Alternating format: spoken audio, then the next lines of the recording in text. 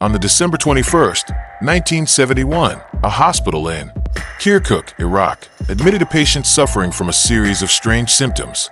They were experiencing numbness in their hands and feet, darkness at the edges of their vision, unsteadiness, and trembling. The patient's symptoms were worsening, and they were not alone. Over the next few days, dozens more people suffering from the same strange symptoms were admitted to hospital. It became clear that this was not an isolated case, but something much more sinister, an epidemic or perhaps a mass poisoning. Within weeks, more than 400 people would be dead and thousands permanently injured as authorities appeared still uncertain about the cause. The 1960s was a tough decade for many Iraqi citizens.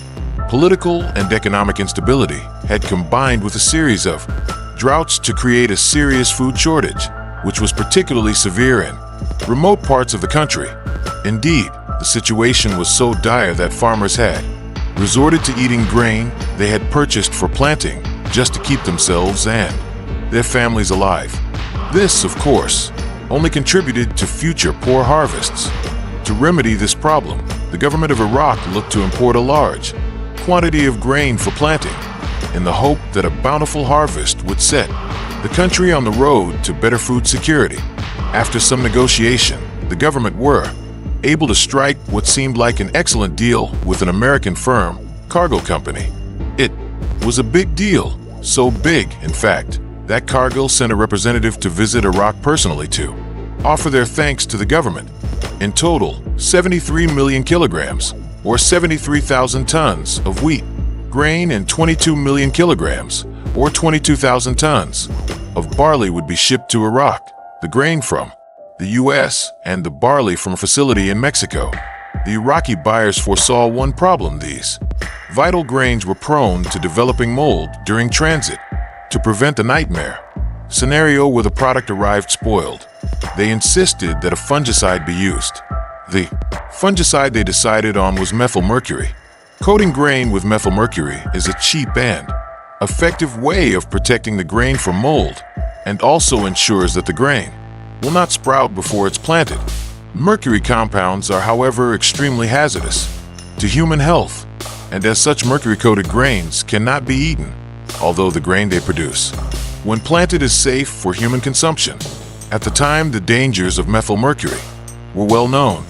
In fact, there had been cases of poisoning in Iraq resulting from the use of mercury-coated grain twice before, in 1956 and 1960. In both cases, farmers had been given grain treated with mercury and warned not to consume it. However, they had proceeded to do so after thoroughly washing the grain, believing this would remove the harmful mercury coating. It had, of course, not done so, and in each case, several people had died as a result. Since then, the dangers of distributing mercury-coated grain had been recognized, and steps had been taken to avoid repeat accidents. Now, in 1971, all mercury-coated grain would be distributed in clearly labeled sacks, including warnings that the grain was only for planting, and bearing clear skull and crossbones markings to indicate that the contents were poisonous. Further to this, the grain itself would also be dyed an unnatural pink color to differentiate it from edible grain and discourage its consumption. Thus it was that huge quantities of dyed and labeled grain sacks arrived on boats at the port city of Basra between September and November 1971. Over the course of the next few weeks, it was distributed by road, mostly to remote areas in northern Iraq. The grain came courtesy of the government, and so no payment from farmers was required.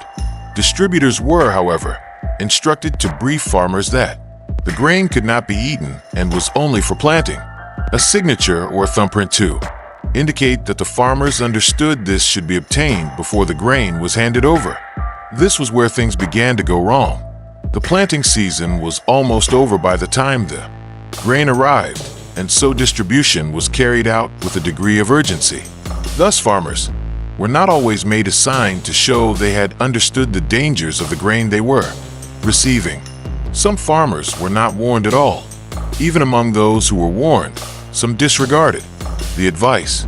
They assumed that the consequences of consuming the grain would not be serious, or thought that they could simply wash the grain to remove the harmful fungicide.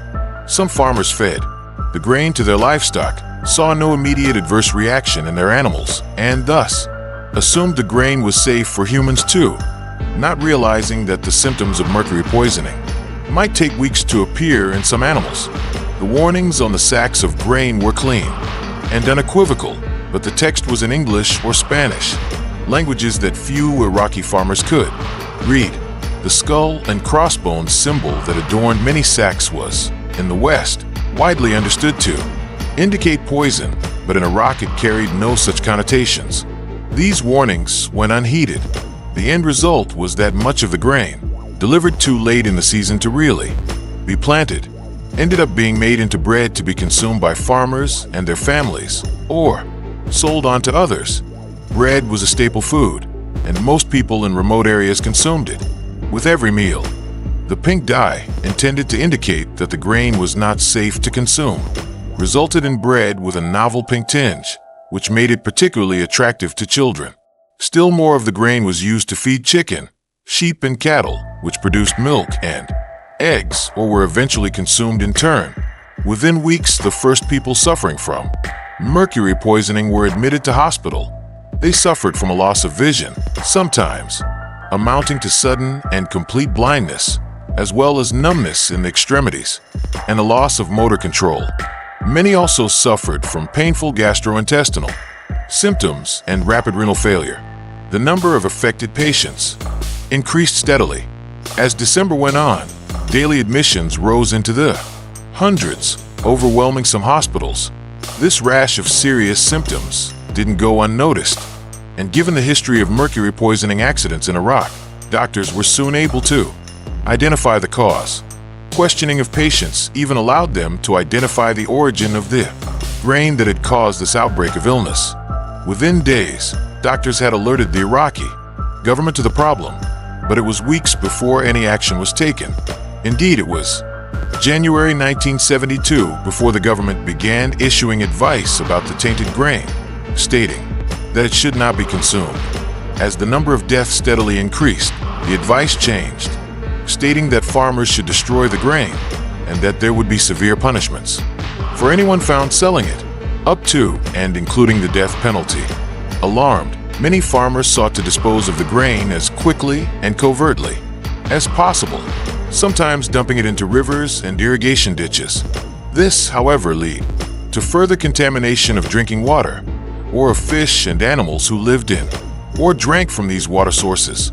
It took until March 1972 to get the situation under control, and by that time 6,500 people had received hospital treatment and 459 had died as a result of mercury poisoning. This was later noted to be a conservative estimate. Many more might have died in the home after being discharged from hospital or being taken home by relatives. There was a strong cultural preference to die at home with family rather than in a hospital, and many home deaths in remote areas were not reported. Thus, some estimates state that as many as 4,000 people might have actually died as a result of the poisoned grain. Consumption of the grain was fatal in around 1 in 5 cases, and around a third of those who died were children. In the aftermath of the Iraq poisoned grain disaster, a number of changes were made globally to the way in which grain is distributed. The Food and Agriculture Organization and the World Health Organization collaborated to recommend that dangerous products be labeled in the local language, using symbols that are understood in their intended destination. It was also recommended that any grain product with a poisonous fungicide not only be dyed, but also be treated with another additive to make it taste bitter and unappealing. By the mid-1970s, many countries around the world had stopped the use of mercury compounds as fungicides altogether. Other less toxic products were now available, and the dangers of mercury were more widely recognized. The UK prohibited the use of methyl mercury in 1971, the USA in 1970, and Iraq itself in the mid-1970s. Despite this ban, the damage caused by the 1971 poison grain disaster was extremely long-lasting. Many survivors suffered brain damage and other permanent neurological effects. The academic performance of affected schoolchildren was permanently impacted. Children born to affected parents had a higher incidence of birth defects, brain damage, and death in infancy, and the poisoning lead to a huge rise in the rate of neurological conditions, such as Parkinson's, in the affected population. This disaster casts a long shadow over the country. The damage it has caused is generational, a mass human tragedy caused by rushed distribution and a failure of communication on an industrial scale.